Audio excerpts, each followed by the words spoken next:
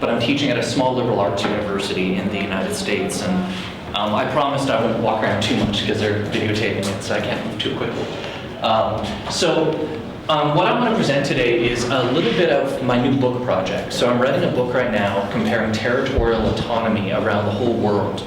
So this is a little bit of it going back, because I've worked in Aceh since about 2002, 2003. So I want to kind of go back to Aceh and compare it with Papua and look at the Indonesian side of autonomy and what Indonesia can teach us about territorial autonomy as a political institution. Minta maaf, saya tidak bicara bahasa Indonesia baik, so maaf. But please tell me if I speak too quickly or if I'm unclear. So this presentation then is motivated, if this works, by kind of a simple, blunt question. This is too simple, but why is territorial autonomy largely succeeded in Aceh, but failed in large part in Papua? And it's not the content of autonomy. The autonomy, like on paper, the laws and the economics of it are very similar in Aceh and Papua, right? So what I want to suggest is it's not what autonomy is, but it's how it was given and to whom. I should have put in there, right? So it's actually about process and the actors. So basically, the purpose of territorial autonomy, which I'll explain in a moment, is to allow a group to see itself not as a small minority national, but as a majority locally, and maybe even to build its sense of identity and nation. So in Aceh, Papua has allowed Acehnese to do that. It's actually, if you look at polls, people are very happy with the government despite its flaws. So in Aceh, autonomy does what it's supposed to do. It's centrifugal. It sends power out to the province. But in Papua, autonomy is very different. Even though the content is good, the way it was given and the groups that have power, the effect is that in Papua, autonomy is centripetal. It's meant to tie Papua to Jakarta and to the country, which is not the purpose of this institution. So I'll unpack this in just a moment. In terms of methods, I kind of have three cases. I'm going to go through autonomy as a set of ideas, and then look at autonomy across Indonesia with some quantitative indicators, and then compare Aceh over time and then Aceh with Papua, and see what we can learn. So first, what is territorial autonomy? And to be honest, this term is not a good term, because technically any federal or decentralized system, the subnational units have territorial autonomy, right? So the term, the word is not perfect. But what I mean by territorial autonomy is special or asymmetrical political, economic, and social powers for governments representing territorially concentrated minorities. And these minorities aren't just minority groups. These are groups that usually have a history of statehood and a political edge. So they don't see themselves as just an ethnic group. They see themselves as a nation, usually, the areas of territorial autonomy. So this is special government powers for special groups that see themselves as nations. So to help to give you some examples. So these are kind of the standard, most significant autonomous areas in the world. First, Quebec, from my home country, and I grew up talking about Quebec a lot. Scotland, Catalonia, South Tyrol, which is an Austrian-speaking area in Italy, Flanders and Belgium, Åland, which is part of Finland but is Swedish. These are some of the most paradigmatic, the model cases for autonomy. We also have what we could call the post-conflict cases. So these are cases where autonomy was given to stop war, and what usually happens is the powers of autonomy are given to former rebel groups or groups affiliated with them.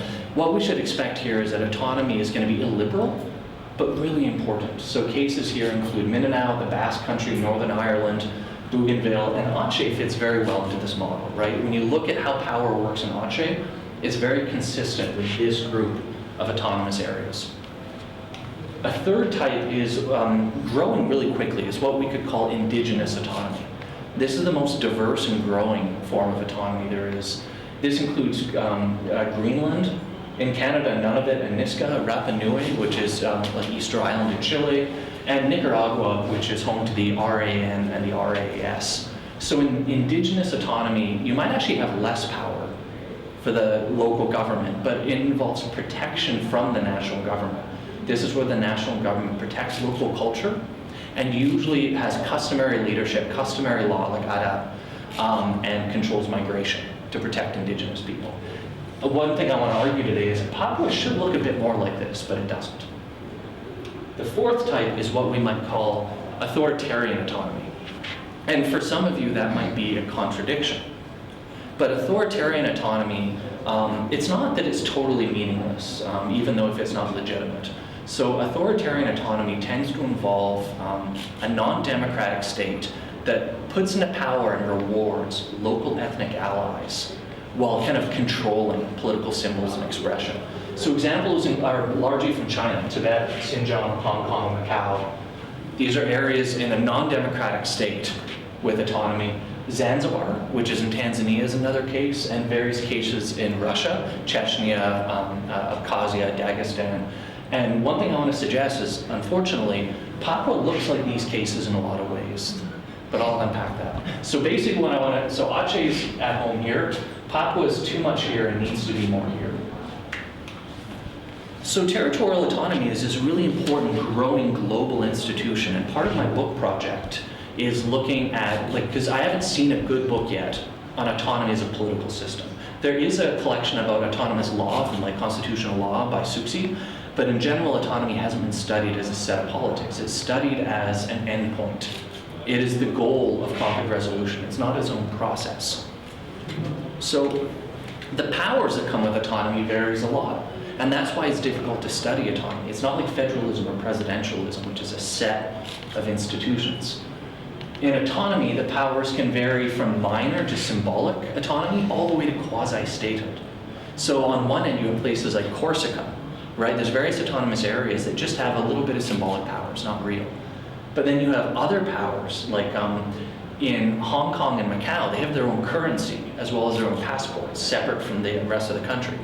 In Canada, Quebec has its own language policy, its own immigration system. It has its own embassies in some countries. It's really serious autonomy. In Scotland, they have their own mintage of the national currency, right? So, but usually what you have with autonomy is control over taxation. But even then, that's difficult. There's a difference between the ability to collect tax versus just get taxes versus set the taxation rate, right? So autonomy varies, but it's usually we can divide in economic, political powers, cultural powers, education, religion, that sort of thing.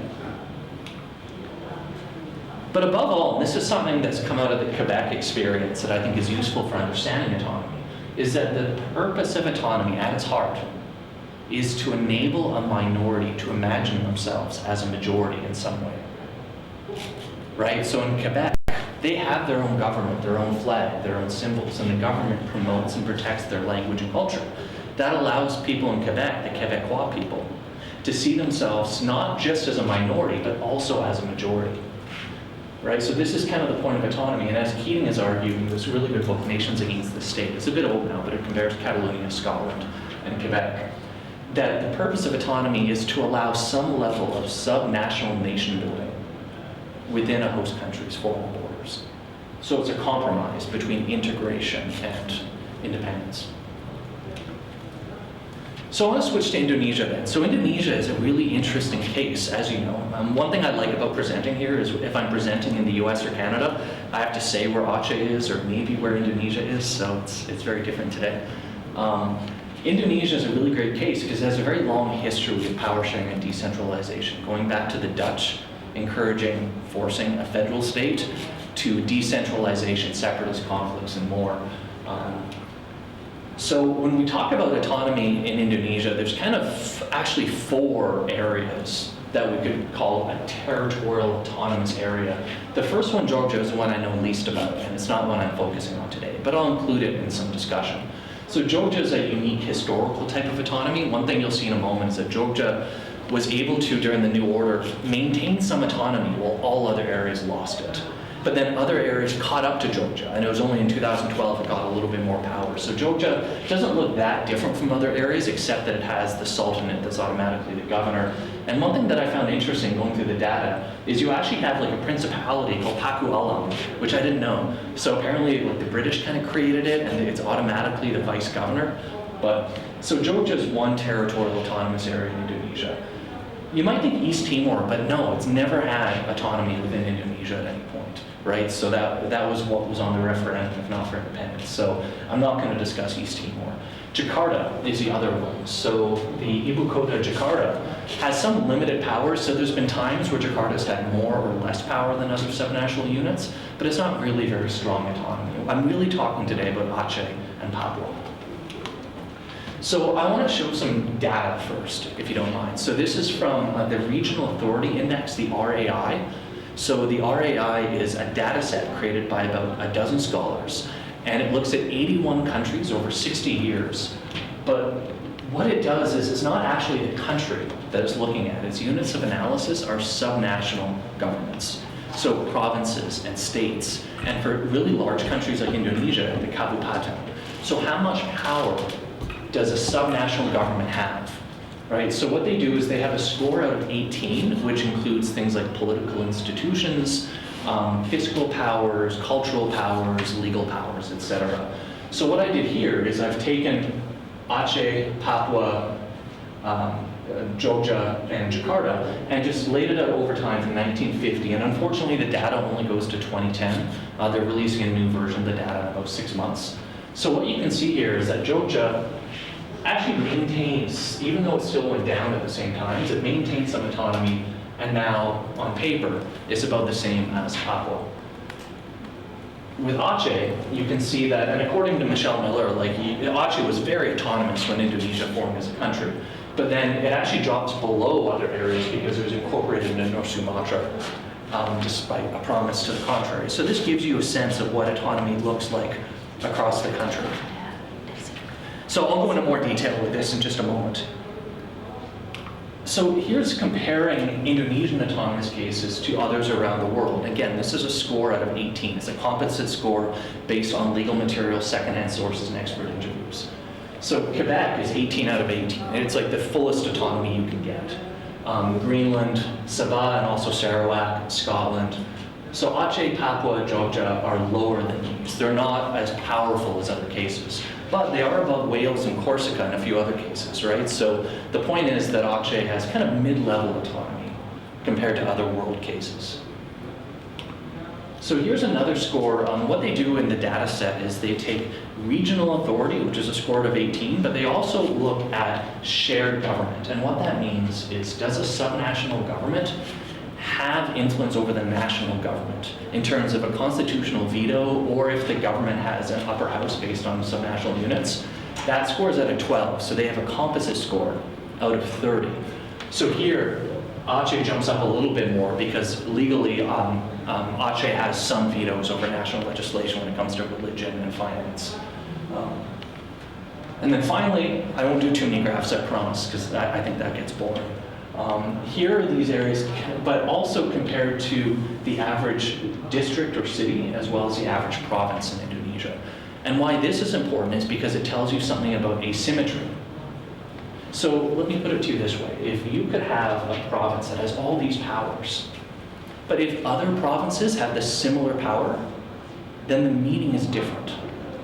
Does that make sense? So you could give one province this power, this power, this power, but if every province has those, it's not as significant as if it were the only one. So this is the degree of asymmetry. So what we can see is that Jogja actually looks like any other part of Indonesia. There's just a little more power. That changed a bit in 2012. But Papua is a little bit higher and Aceh even higher. So there is some degree of asymmetry. So let's go to this idea that in Aceh, Papua has been successful, in Papua it has not. So let's go into the Aceh case.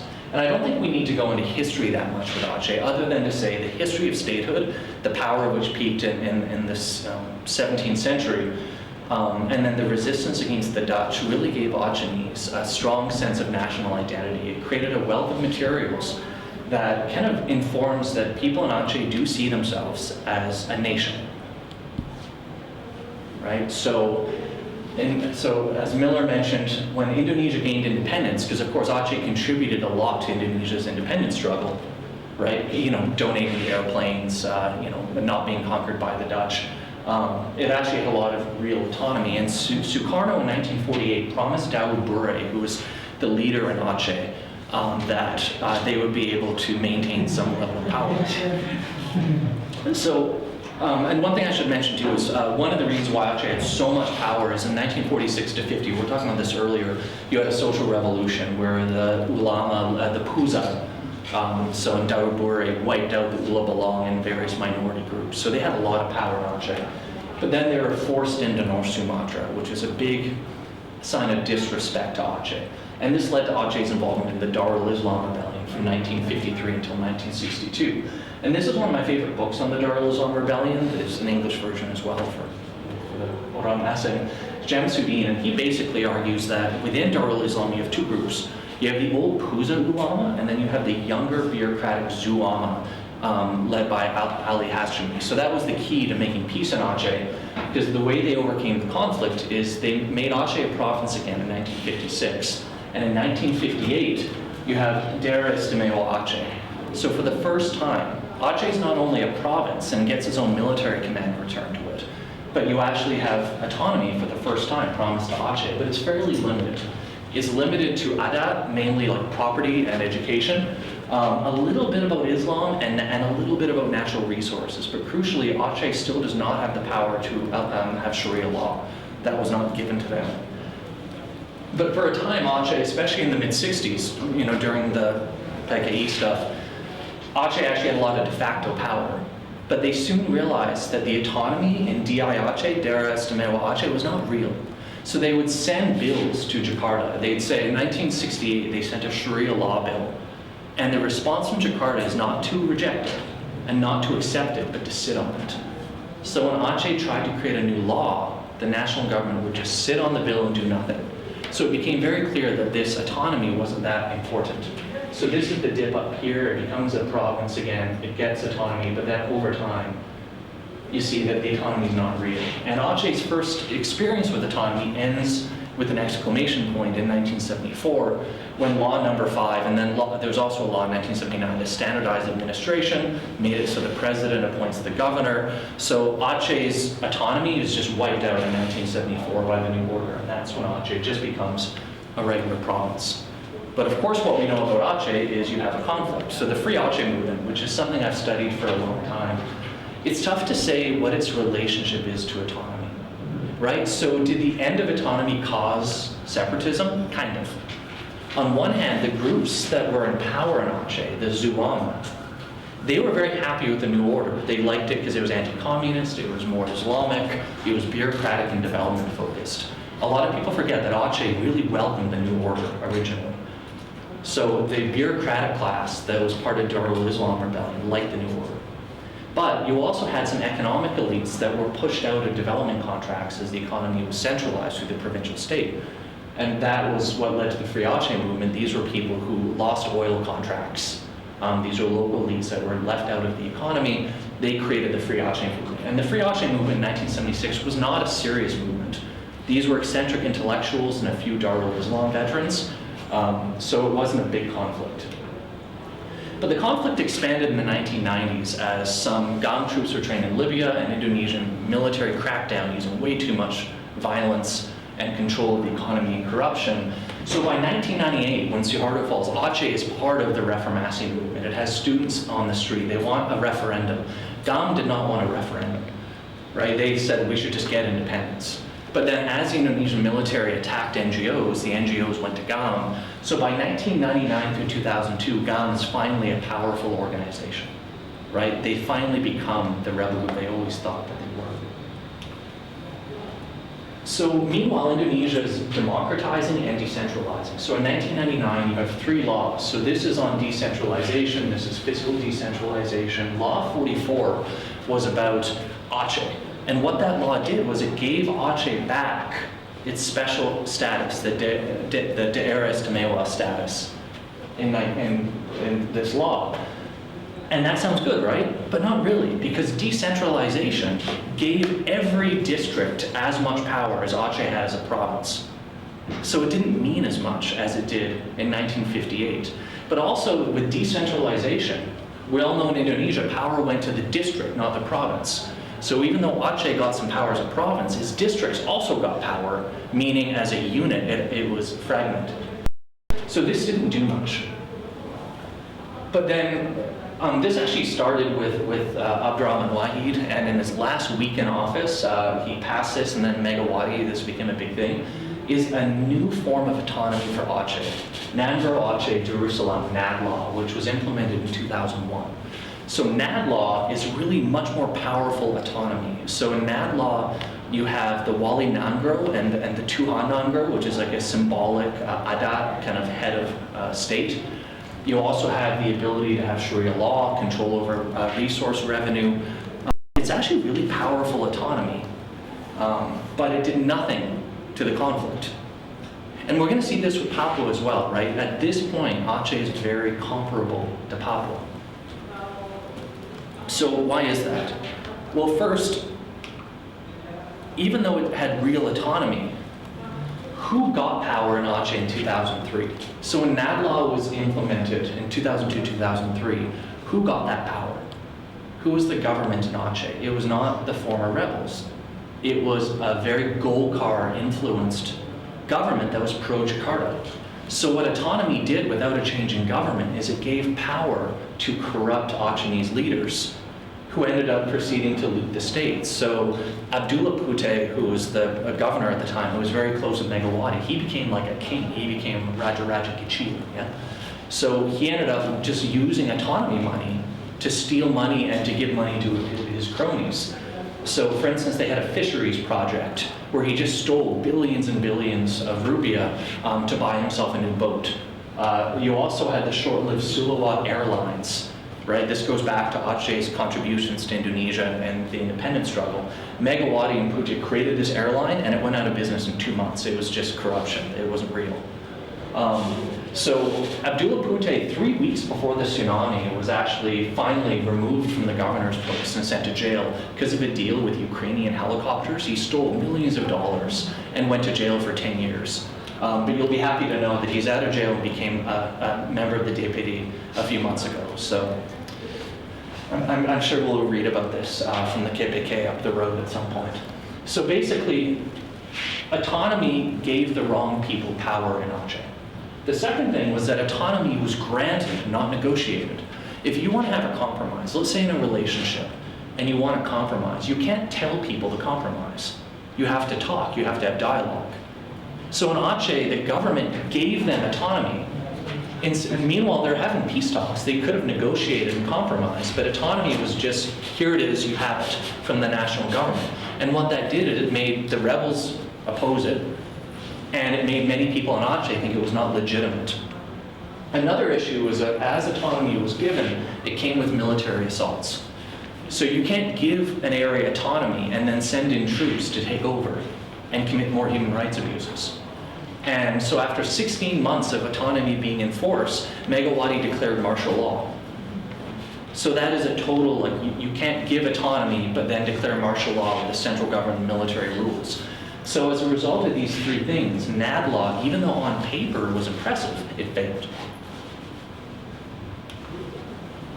So if you look at the RAI data, this is Aceh, just a regular province. This is when it gets DI status back. This is when it gets NAD law and then flatlines. But it's still not working.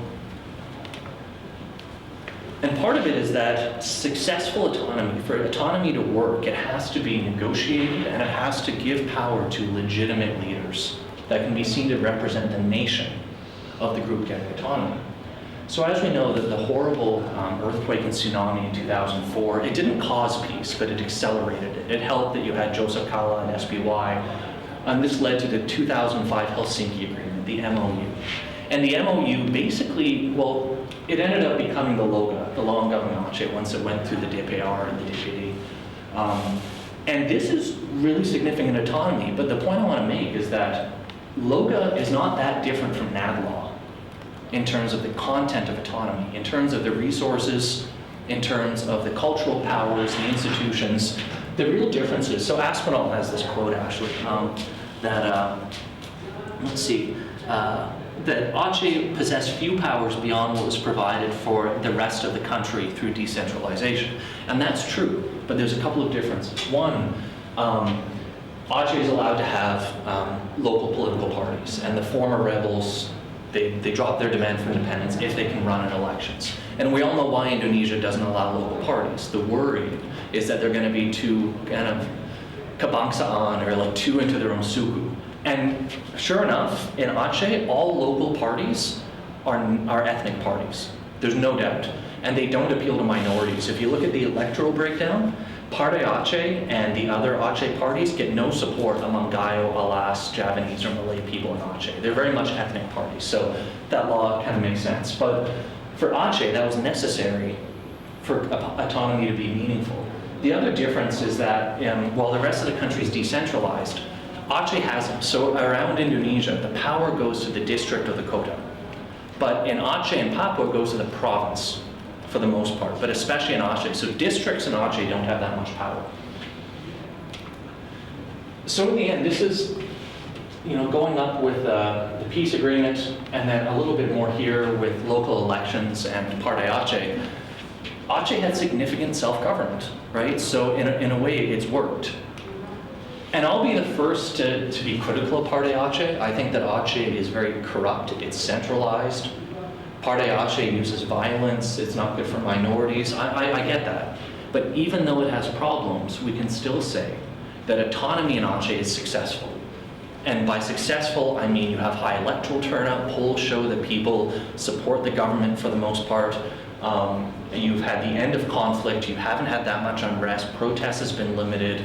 The economy's doing okay, right? Even though it's not perfect, I think autonomy in Aceh has worked. So what about Papua?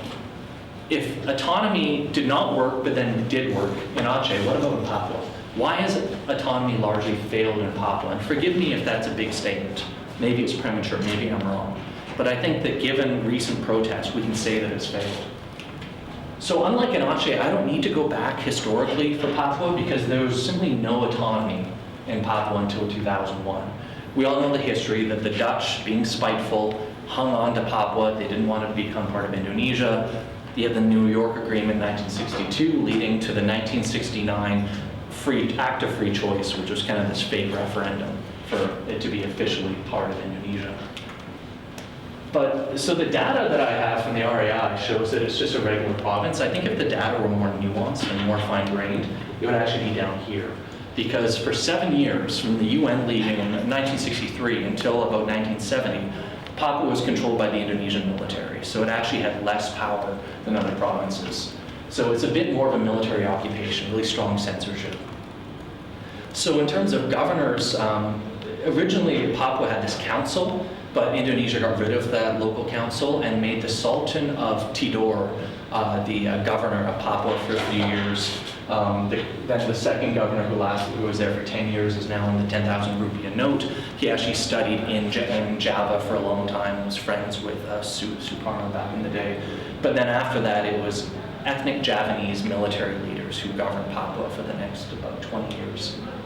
So under the new order, Papua largely saw an emphasis on economic growth and assimilation. I want to say something about migration. And this is something I think that a lot of foreigners get wrong when looking at Papua. So yes, there was transmigration after the 1970s going through the 80s, but the ethnic Javanese transmigrants have not really been involved in conflict, nor have they been involved in conflict around the country. It's actually the spontaneous migrants, the so-called BBM, the Bugis, the Bhutanese, and the Makasaris, that have been involved in conflict. And you see this across the country. It's not state transmigrants from Java. It's spontaneous migrants who go to urban areas and compete with local elites for power in the marketplace and in the elections. So the issues that Papua's had with migration has not been state, and that really matters, by the way, because this is state action. This is state inaction. Maybe the Indonesian government should have had policies to limit Indonesians' rights to migrate to Papua to avoid conflict, but that is very illiberal. And of course you have the OPM, so GAM was never as unified and strong as it thinks it is. The OPM even less so. Right, in 1971 it was created and immediately had a split. The OPM has always been fragmented, and I don't want to say that doesn't mean it doesn't have power, it doesn't do assaults. But overall, it's never been a strong rebel group. It's very fragmented into small bits, but they still do a lot of damage. They still kill civilians, take hostages, and destroy infrastructure. So in the 1990s, you have a lot of protests, you have some OPM rebel groups, and then you have reformasi. So what happens in Papua? So at the same time Aceh was getting autonomy back, Indonesian leaders gave autonomy to Papua for the first time. And they were thinking about Aceh when they did it. If you look at how the laws are written, they use the same language, like cut and paste, for Aceh to Papua. So this ends up in Law 21, 2001, which creates AUTSUS, right? Autonomy Khusus Papua. And it's fairly meaningful autonomy. It actually gives resource control. It creates the MRP, the Majelis Rakyat Papua, which is kind of a weird body. It's not an upper house. It's a lower house for indigenous, like orang asli, but it's kind of a weird institution. It gets resource revenue, and what's weird is it actually says that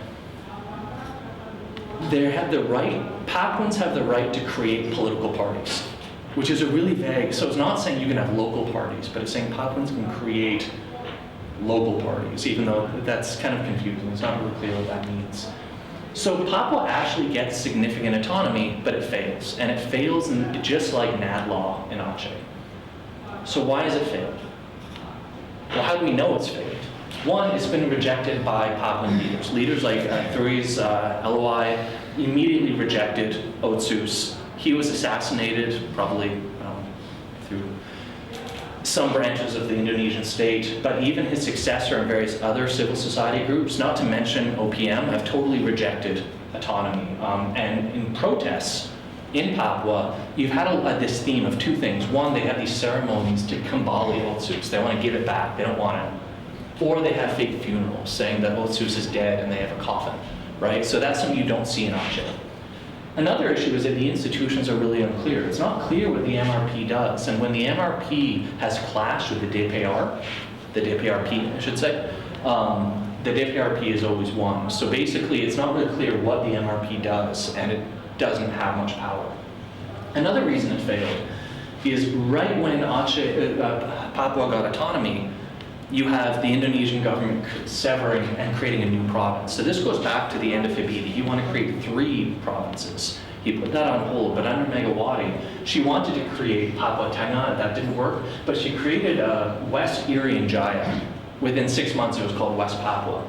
So while, it was 1 month after Aceh that Papua got autonomy, the Indonesian government created a new province. And what's important is that this province, at the time, was the least populous province in the entire country.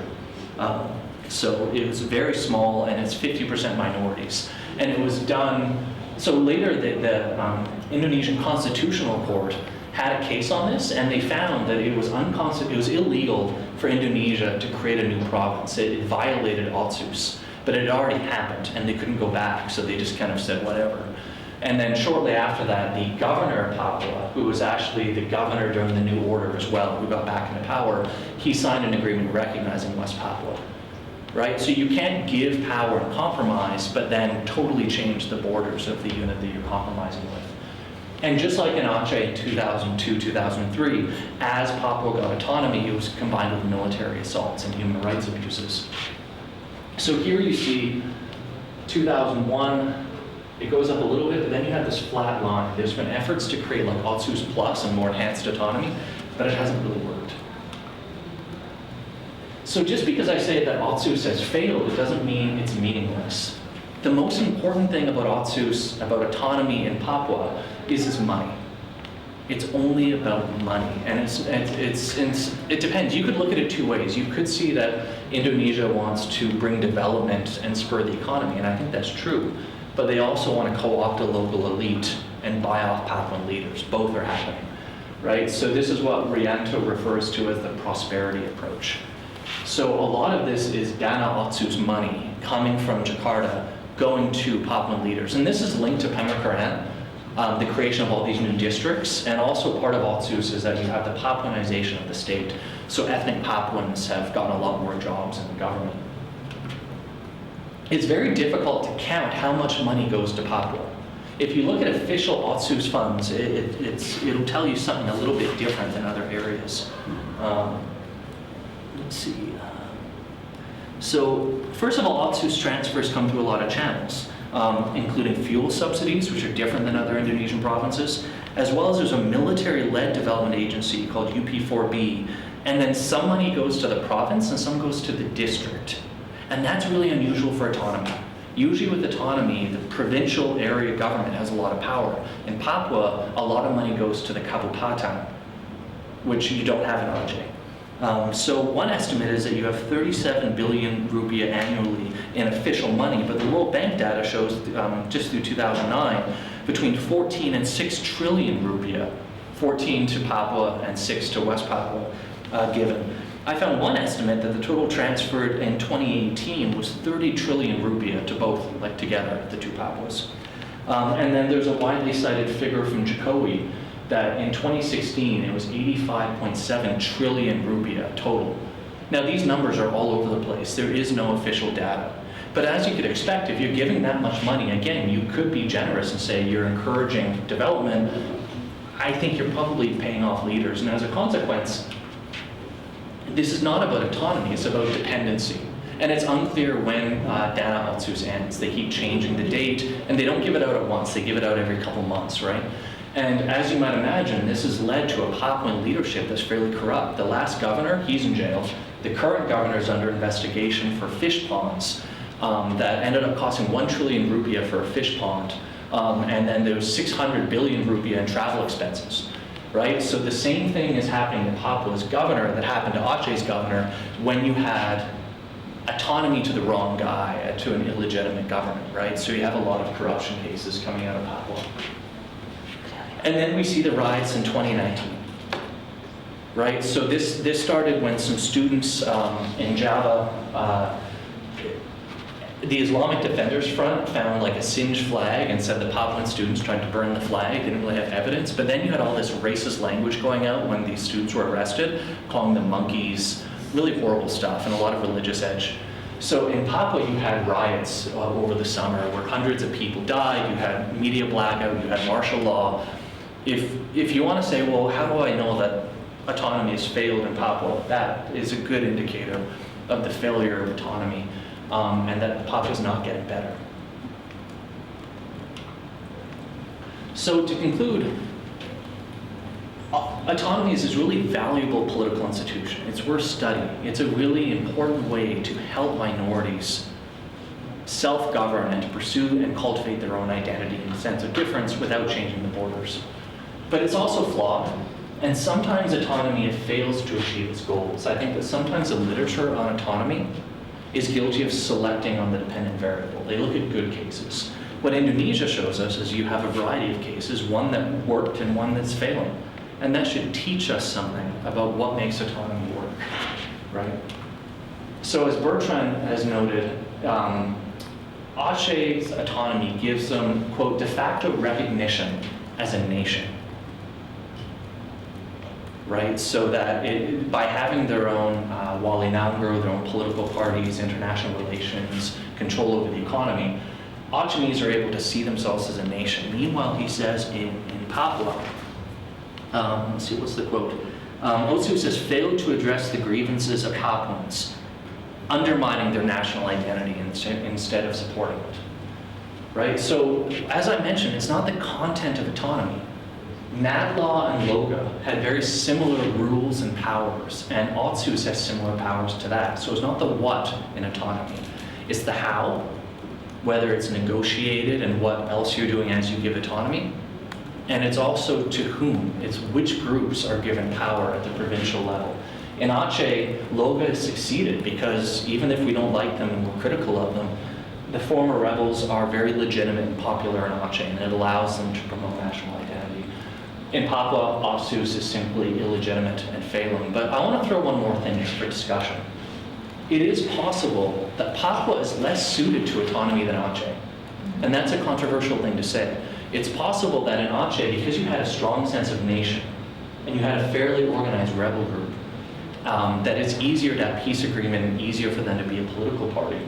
It's possible that Papua, where you don't have a strong rebel group and you don't have a strong sense of nation, it's possible that autonomy couldn't work as well in Papua.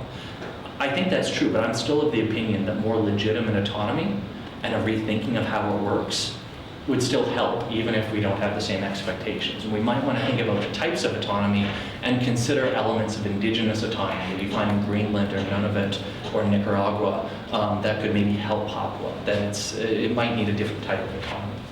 So that's it. Thank you very much, and I look forward to your questions and thoughts. Thanks. Yeah. So we have plenty of time for Q&A. So this part is a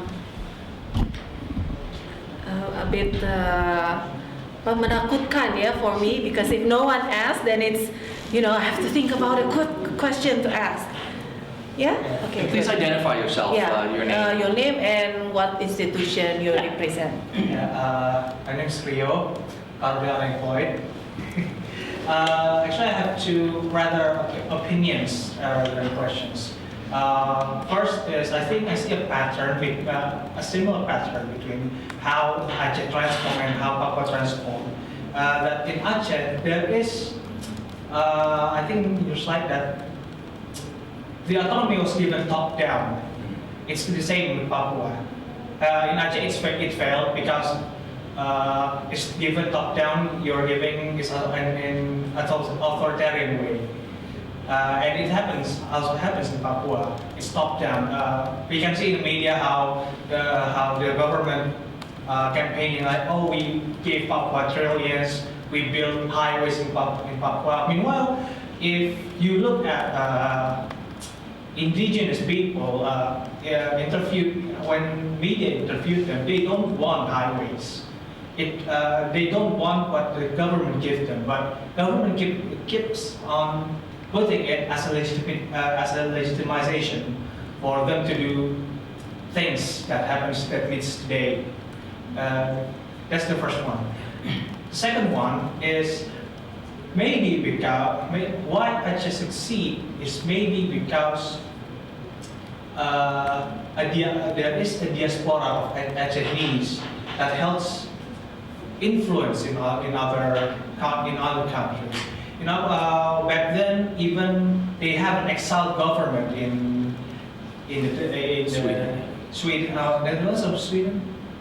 Yeah, an exiled government. It gave them power to negotiate to the Indonesian government.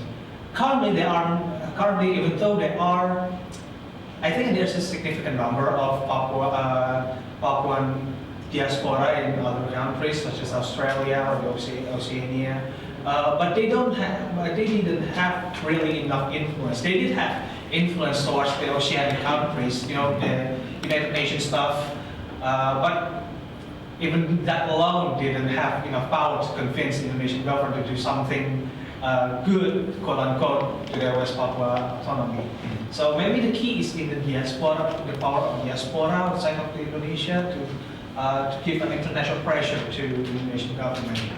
So I haven't found any credible studies about this yet. So it's still influence of people.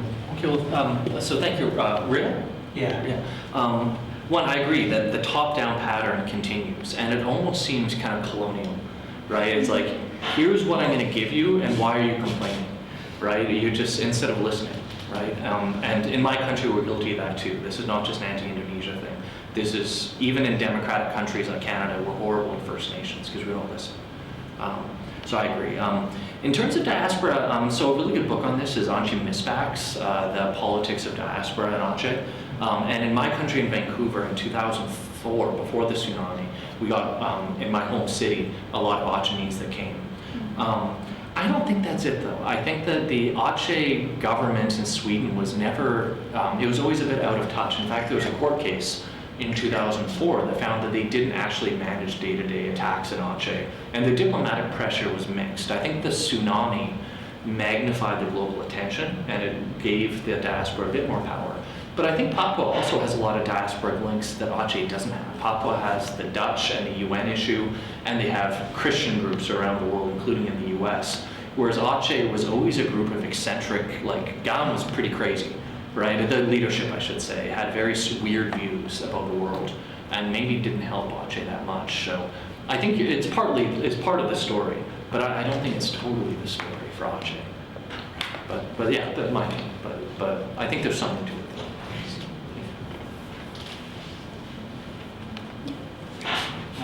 Good afternoon, sir. I'd like to apologize for being late earlier, so I did not follow your presentation from the very beginning, and I'd like to sincerely apologize for that. But I do have several questions, and I hope that you have not actually answered those questions. Yeah, I know how it is. But what's your name? It's Adrian. Cool. I'm currently unemployed, if you ask. Actually, I do have several questions. First of all, regarding have you considered the role of Reconstruction money in actually buying peace in Aceh?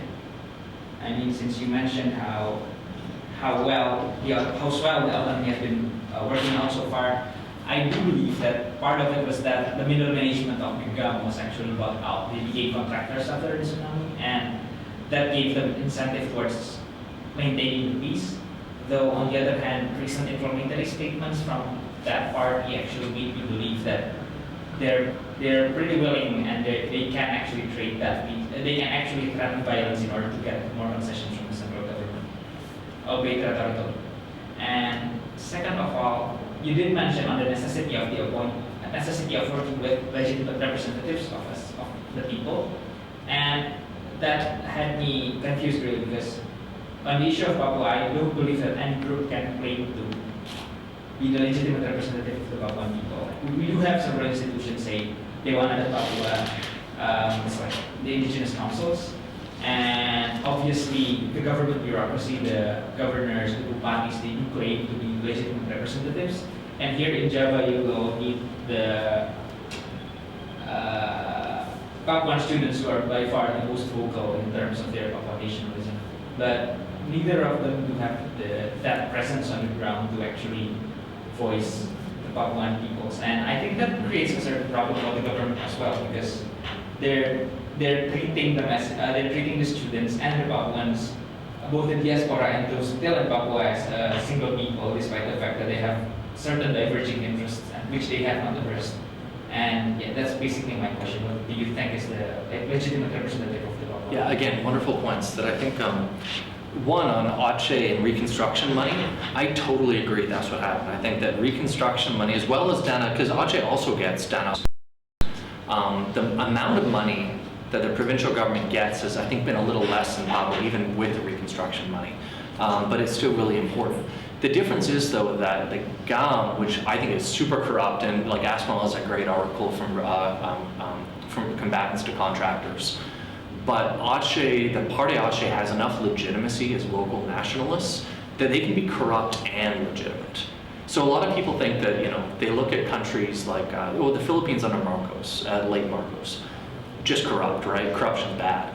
But Korea and Taiwan were super corrupt and had high growth, right? So you can be corrupt and successful.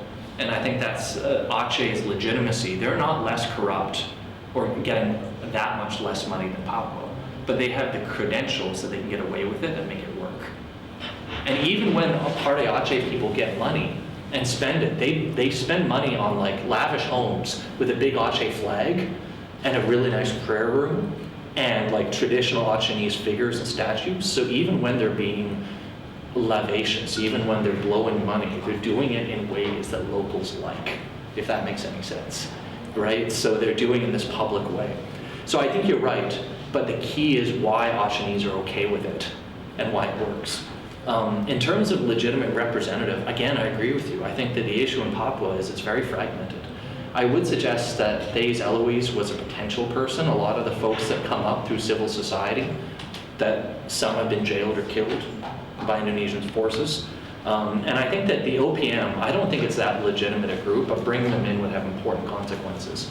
I also think it's important that whoever is in charge of Papua should be allowed to harness local nationalism, right? Let a Papuan official use the flag, right? Allow them to drape themselves in the Morning Star flag instead of making it illegal. So allow them to become a local nationalist who's also working within the system. But I agree with you that Papua is more fragmented. It's not clear who the leader is. My name is Victor, sir. I'm self-employed. I want to ask you, you mentioned earlier that autonomy works in Aceh compared to Papua. And what's your comment on former governor that have been sent to jail because of corruption also? The second, is it in Papua failed because of there is no strong leader or educated leader compared to Aceh, as Mr. Irwan Yusuf is alumni of America, one of the university in America, and also former wali negara is smart one, smart Indonesian who sent as ambassador in United Nations back then. Some say that if KPK, Commission Eradication, want to came to Papua and riots emerged. As if the Otsus Fund, as you mentioned, is there is abuse of funds, not to build inadequate infrastructure or to eradicate poverty, but to the local official using the fund to travel expense, for example. What do you comment? What is your comment on that? Thank you. Yeah, so thank you. I think that, remember, Aceh and Papua both had governors that went to jail when they first got autonomy. And part of it is that if you're a lame duck, if you're a governor who's not legitimate and doesn't have a party system, your time horizons are different. You're going to blow money and try to steal. So it's not a coincidence that in failed autonomy, leaders go to jail because they just get a bunch of money and are not responsible to anyone. And they're just wild, they're out of control. Whereas at least for Party Aceh, they're organized with it and they limit themselves. So I think that both are actually fairly similar. In terms of Papua not having a strong leader, again, I think I disagree a bit that you have had some civil society leaders who are Western educated who could have done that. The issue is, like in Aceh in the 90s, they're arrested or killed. So the only leaders that survive are the worst. Right? That's the issue with having a military solution, is that the ones who take power are the ones that you can't kill. Right? You kill the ones who are reasonable first. But I don't think Rwanda's been the face of Party Aceh per se. I think folks like Manaf and a lot of the other old guard GAM guys and a lot of the commanders, Rwanda's a weird one. He's like Pak Nurdin and Biren, who is not a normal GAM guy. Right? He's not the head of Party Aceh, right? He's actually fought with Party Aceh because he's a bit of an outsider. He's a nationalist with education. The heart of Party Aceh and the power of Aceh's nationalism is more in the former GAM that is separate from Rwanda and as opposed to. So I think folks like Mazakir Manaf would be where the real power of Party Aceh is, where the money is, where the candidates come from. Rwanda's a bit of an anomaly. But I don't think Papua's totally different there.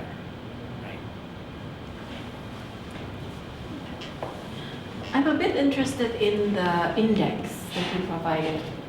Can you expand that a little bit more?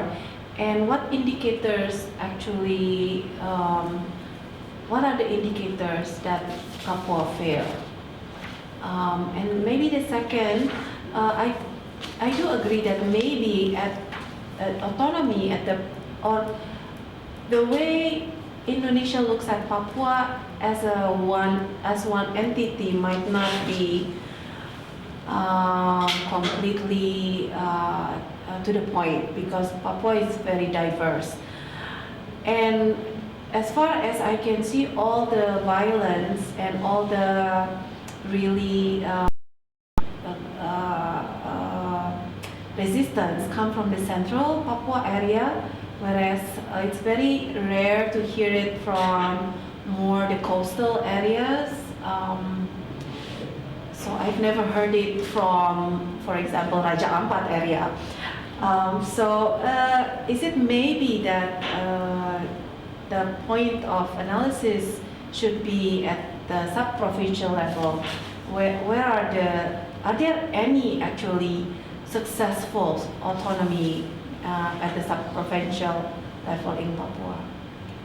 Okay, so thank you. So first on the regional authority index, this is just an extra slide I have that compares some Southeast Asia cases. This is by a Somoro entity in Mindanao.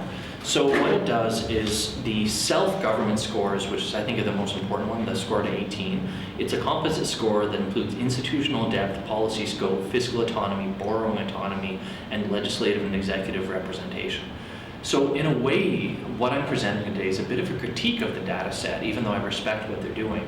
That Papua on paper is about as big as Aceh, and Aceh for Loga was almost the same as Aceh land, right? The only jump is the creation of Party Aceh and a few rulings for vetoes with the national government.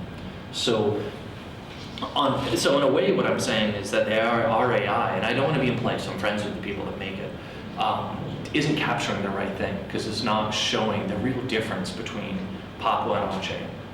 So on paper they look similar, but in practice, so the only difference in their score is a little bit of fiscal autonomy and legislative autonomy in terms of having a political party.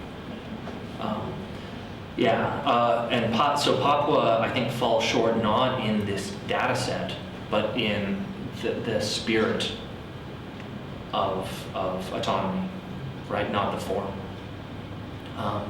Fragmentation Aceh. I want to point out that Aceh's always had fragmentation as well. Some of my work has been that I've criticized GAM/Party Aceh because they've never been good to their minorities. Around the world, so this is at the heart of my book project, is that autonomy is important, but around the world, all autonomous areas are centralized, and all of them see tensions with their minorities. Even in Quebec, you have a lot of tension between the provincial autonomy government and Muslims and indigenous people and English speakers. Because autonomy tries to nation build and they don't like minorities. So in Aceh, during the conflict and after, you've had a lot of tensions. I think that GAM and Party Aceh have always been very bad to Gayo, Javanese, Malay, and LS people. So Papua is not totally different, but you're right. So the coastal areas, the recent riots were partly coastal, of course. But in general, a lot of the conflict is in the interior.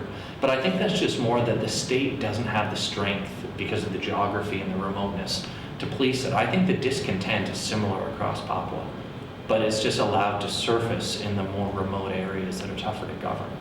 But we don't know that. It would be great to have like an open poll, but things aren't free to do that there. But I do think that if Papua had meaningful autonomy, this goes back to the point earlier about fragmentation. If Papua had meaningful autonomy, I think you'd very much see a coastal interior divide among Papuans surface, which is one of the reasons why it's tougher to give autonomy to Papua. It's so fragmented. It doesn't have a single sense of nation. Aceh didn't either, but it has more of one. Does that answer your excellent points? We still have a few minutes, if anybody wants. So, sorry for another question. I was wondering, since you mentioned that the provincial government in Aceh has more power than the local governments. I'm not quite familiar with literature, but I was wondering, was it related to the local revenue structures? So normal in any autonomous area in the world, with the exception of the Basque one in Spain. The Basque was never a kingdom. It's always so there's Navarre and 4 other provinces. But in every other autonomous area, power is centralized. So like I published an article last year that compares Aceh, Scotland, and Quebec. And in all 3, the provincial government takes in and puts out more money than other, even larger provinces. And the 3rd tier governments, municipalities, kabupaten, they take in and put out less money than equivalent kabupaten and kota in other provinces, right? So all autonomous areas, and that's part of what autonomy is. You want a strong government because you're kind of nation building, right? So what's unusual with Papua is that so much money goes to the district. And that's again evidence that Indonesia is just throwing money and trying to buy off people as opposed to doing it for Papua. In Aceh, you still have money going to the district, but it goes through the province first. Right? And same with Reconstruction funds and Dana Otsus, it all goes through Banda and then goes to the Kabupaten, which is a problem if you're an ethnic minority Kabupaten. They actually get less money from other areas. Same with Reconstruction money. It's not fair, but that's the way it is. But in Papua, it's not like that. So that's one of the reasons why we can say that Papua's autonomy is not legitimate, because it's just out of sync with the way every other autonomous area goes, the way that power goes to the district. That's not what autonomy does. And same with like Catalonia in Spain, and even in authoritarian autonomous areas, usually the money goes to the capital. It doesn't usually go to the district. Would you mind if I ask again? Sure, sure. So early on, I was reviewing the revenue structures of local government in Indonesia, and what I found was that basically the central government prefers handing over autonomy to district and municipalities rather than provincial governments. They actually fear strong provincial governments because it would empower them against the central government and shows. So Aceh breaks against this pattern here. Yeah. Yeah, very much. Right, and it wasn't supposed to. NAD law was started to do this when they originally gave autonomy back to Aceh in '99. They did it to the province while giving power to the districts, which undermined the spirit, the samangat of autonomy, right? But in Aceh today, I think people kind of overlook this because districts still have some power, but just the amount of, they don't have the power to make laws the same way, and they don't have a direct relationship with the national government. So in Aceh, even though on paper the districts still do things, they do things through the province in ways you don't find anywhere else. But I think that's necessary for autonomy to work, actually. Even though in my personal opinion, I wish that Aceh would give autonomy to its minorities. I think Aceh would be far better off if you had more power to the Kabupatans in the south, to Gayo, Alas, Malay, and Java people, and the bottom third of the province. I think that would make these economies stronger and local culture would be protected more. But no autonomous area wants to give up power. So. Also, this might be a tangent, and I apologize for taking up so much of your Oh, time. it's okay. It's a discussion. But it's a bit of a tangent, but I was wondering, since the government is recently passing laws on directly giving money to villages, and what are your opinions on asymmetric federalism? Oh, on asymmetric federalism? Yeah. Well, I mean, I think it makes sense, but I'm Canadian, so, you know, it's sometimes what you're used to is what you think is normal. But I think that we can't pretend that subnational units have the same needs and the same capacities, right? I think even, like, on paper, as a bureaucrat, it'd be nice if everything looked the same, but that's not humanity. And so I think in Canada, it's great that Quebec has more power. So I think that if we lost that culture, we'd be less of a country, there'd be less diversity. We'd be more like the United States, actually, and that would be sad. And so the thing about autonomy is you actually, some areas have a strong identity in a different culture, and it's good to protect that, even if it has problems. There's no good solution in politics.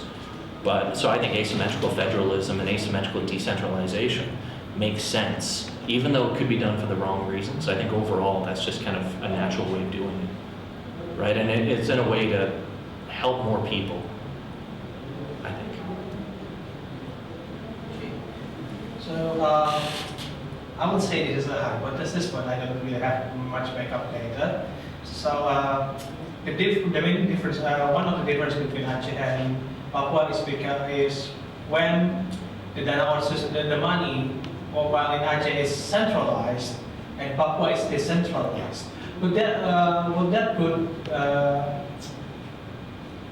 the liberation movement, the free Papua movement, is become decentralized in Papua because of this decentralization management done by the Indonesian government. So it's hard to manage so much decentralization.